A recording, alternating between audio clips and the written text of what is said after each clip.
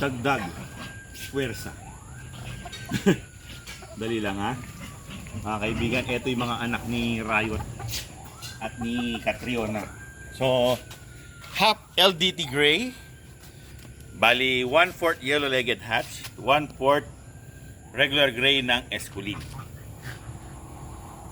Yan ang mga bloodline nito, combination ng bloodline ng itlog na to. Half LDT gray, 1/4 yellow-leg hatch, 1/4 Esculin gray. So ngayon pala nagpipika pa aming mga breeding. Ngayon pala kami nagkaroon ng mga itlog. Pero sa wakas in fairness. Uy, may nauna naman, Butcher. Radio. Yung mga radio, meron kukunin bukas pero isa lang. Ito yung isang dosena ng itlog na radio na in-order ni Tito sa somewhere in Tanawan, Batangas. Siyempre, travel. No? Nakamotor lang yung nag-deliver.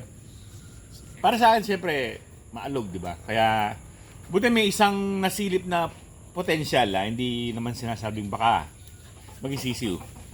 May potential siya maging sisiw, pero isa lang siya. So, etong unang to, isa lang. Pero ito na yung mga sa atin, ito na yung mga breeding Dito. ngayon. Pero prior to this, meron na kaming 4 na pure butcher.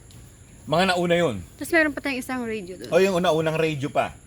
So ngayon pala nagpi-pick up, dati yun, mga scars lang yun no?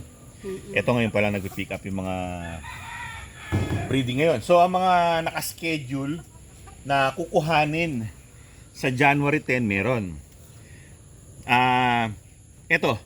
Ito pa rin. Mga anak nila ni Riot, LDT Gray cross ng Esculin Gray. Tapos meron tayong Cobra cross ng Golden Sweater. Tapos Pure Gal, Banahaw. Sa January 10 yan, mga sisiw. Ito marami to, nasa mga 16 eggs to. Sana maganda yung pick. Tapos next naman merong lemon ni Aling Mimay, yung Batchoy lemon niya. Sa January 13 yun. Tapos January 17, Gal, Cobra. Ito pa rin. LDT pa rin. Tapos mga bulik meron ako doon. Pero 3 itlog pa lang yung bulik na nandito.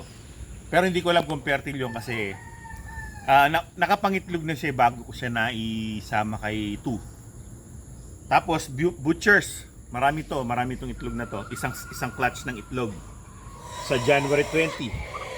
Tapos again, yung mga una, yung Catriona, Riot, Lemon. So meron na namang bagong batch na ipapa-incubate ngayon. Nangungulekta tayo ng itlog. So, nakaisa ko ngayon dito. Pero meron na tong naunang 3, pang-4 to. So, ililista lang natin. So, eto yung 4 na gray. So, nagpapa-incubate ako. Meron akong style para hindi ako naliligaw. Kasi, meron silang mga certain, parehong gray. So, mga magiging anak nila, lahat gray. Pwede kong samahan ng ibang bloodline na hindi nila katulad. Katulad nung Pure Gal. Pag lumabas na pula, Pure Gal. Kapag lumabas na gray, gray. Ipapa-assist tayo kay Aling Mimay. Aling Mimay? Yes. Kasi hindi may papasok ang kamay ko. Yan, ganyan talaga dinesign ko yung mga pugad para madaling kita at madukot ni Aling Mimay yung mga itlog. So meron tayong 3. Ayan, hindi to original na mga yan ayun yung bago lipat lang kagabi yan. Ito yung nanay. Ito yung tatay. Ayan. Para sa itlog na to. Hindi ko lang tinanggal kaagad. Kasi umulan. Naya ko kasi hindi naman mangingitlog kaagad yan. Tsaka ito kasi kasasama lang yan Tapos sige. Wala pa siyang itlog. Isa pa rin. Siyempre. Ito, ang mga lemon ni Aling Mimay. Kukunin ngayon yan. Yan, sige. Pwede mong pagsamasamahin yan. Sweaters to So, madali mong madi-differentiate yan. P-comb yan, P-comb. So, kukuha tayo ng straight comb. Parehong straight comb.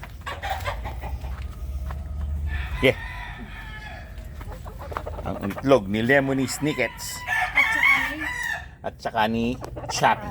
Tingnan mo naman si Lemony, ang pula ng mukha. Oh. Oo, sandali lang. Ang ganda ng itsura nyo. Walang tayong itlog. Lemon. O, tingnan nyo naman, meron kaming lemon. Odd line yan. Batchoy lemon. Shout out kay Sir Renz. Tsaka O, ilan ang Joy. itlog ni? 3. Tatlo? Okay. Wala na, no? Lemony Snickets, 3. Ang cute ng mga itlog nila. Maliliit, 3 pa lang ang itlog niya. So, doon naman tayo sa butchers. Pero ibang ano yun. Ay doon tayo sa Gal. Pero iba na silang Iba na silang batch ng palimlim. Sabay na palimlim pero ibang lang. Yan. Kasi meron tayong lemon dito. Baka maghalo sa sa Gal. Ito yung lemon, Sweater. tapos Gray. gray. Oh, meron kaming isang cobra. Pero kami cobra. Cobra. Pero nalalagyan siya ng Pagkain. pagkain. Ano kasi itong kumain eh? Sa lula. Oo. Pero, ay, pisa kagad to. Dahil sa... O, diba? Lilinisin lang natin ng konti siguro. Kahit hindi na. Presto. Incubate ngayon. Yun, oh. Dami na. Oh, dito tayo sa Pure Gal. Wala. Solo lang sila. Wala silang kahalo. Wala naman ilan. Nasa mga 6. 6 tin. Oh, sige. Ganyan kumuha ng itlog. Dinisign ko na yung mga pugad na yan. Para ganyan, madaling kuhanin. Maligam-gam pa to. Yeah. Gawa mo maligam-gam yun. Ay, oo, bago to, bago. Pisa ka agad to. 100%. Maligam-gam la ba? Or naglilimlim siya? Hindi siya maglilimlim. Lahat maligam-gam ay. Hindi siya maglilimlim kasi. O baka kasi parang nag-itlog siya eh. Di ba? Hawak mo ba? Oo. Kaya mo. Hindi siya maglilimlim. Kaya pala maingay kayo kanina, no? Dahil nangitlog ka. Oo, nag-itlog siya. Siyempre, mag-i-stay siya sa pugad.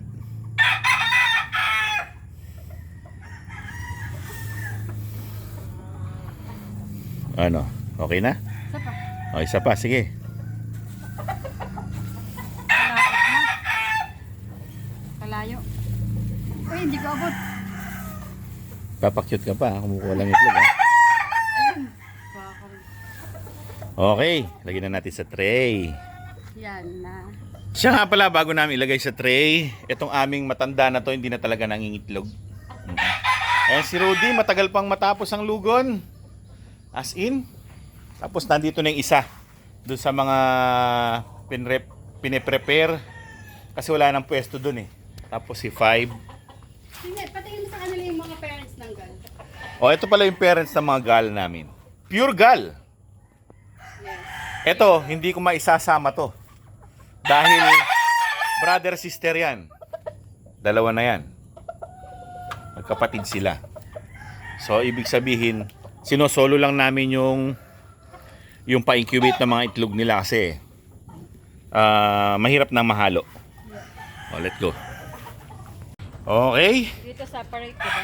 Oh, separate yan. Mga gals. Pure gals. Ganda ng itlog niya. Malinis. Yan, meron tayong 6 na gal. 6 na gal ito. Ito, yung butcher, alina na. Yung butcher nag-ano rin eh, nag-solo din oh. Kasi mahirap siyang mahalo sa mga may lemon eh. Pareho kasi silang straight comb eh. Straight comb to straight comb. So, therefore, yan ang batch namin ngayon susulat ko para hindi tayo maligaw. Meron naman ticket yung mga hatchery eh. So, hindi ka rin naman maliligaw. Parang kopya ko lang yan. Titingnan natin pagdating natin sa bahay.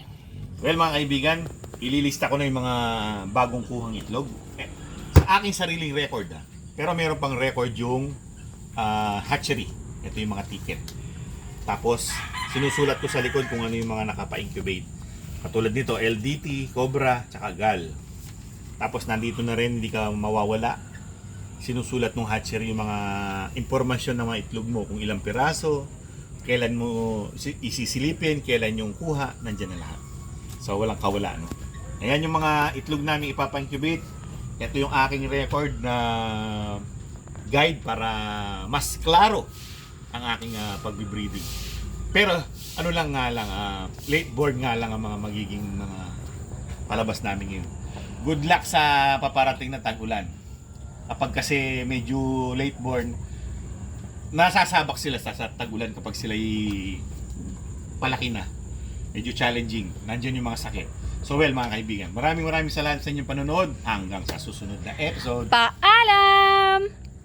Palista ko na.